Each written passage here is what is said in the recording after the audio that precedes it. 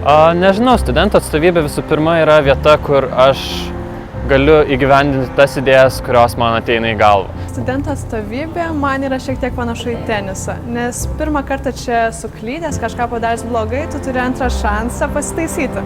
Studentų atstovybė yra terpė, kurioje tu gali augti kaip asmenybė. Tai yra vieta, kur aš susitinku su žmonėm, kurie dalinasi mano noru paversti studijas geresnės visiems. Žmonės, kurie rūpinasi ne tik tuo, kaip padaryti aplinką geresnę savo patiems, bet kartu ir kaip pasirūpinti visais instituto ir netgi universiteto studentais.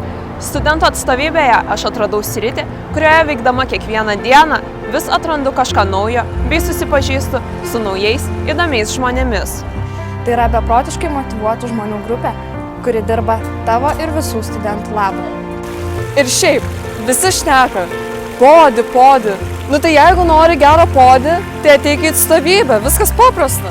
Būdamas studentų atstovybės nariu, tu gauni galimybę susipažinti su skirtingomis veiklos sritimis, kuriuose įgyvendindamas savo idėjas gauni neįkainojamas patirties, kuri pravers ateityje. Studentų atstovybė kaip Lietuvos dailės muziejus.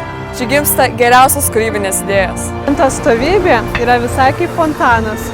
Kartais čia sušlampi nuo darbo. Studentų atstovybė yra kaip knygynas.